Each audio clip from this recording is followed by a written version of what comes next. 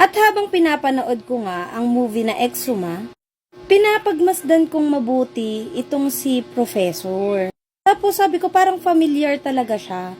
May movie talaga ako na gustong-gusto na ginampanan niya. Pero that time, hindi ko maalala kung ano yung movie na yun.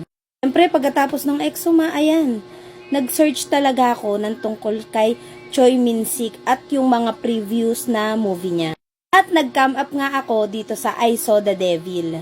Merong isang babae na nasiraan ng sasakyan sa isang isolated na lugar. Approach siya ng school bus driver na si Choi Min-sik. Tumanggi yung babae sa tulong na ino-offer ni Choi Min-sik kasi nga nintay niya na lang dumating yung tow truck. Akala niya aalis na yung school bus driver. Ang pagkakaalam ng babae ay nilapitan siya ng school bus driver na ito para tulungan siya. Pero ito pala ang magiging mitya ng kanyang pagkamatay.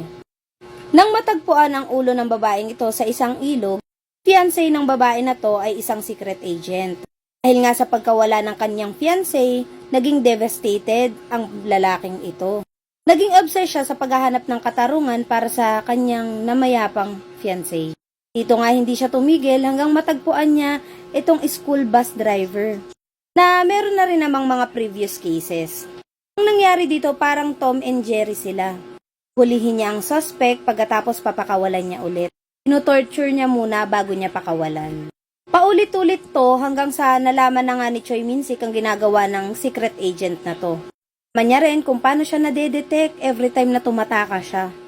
Dito nga, nag-start ng maghiganti itong si Choi Min-sik sa pamilya ng secret agent or nung fiancé nung secret agent.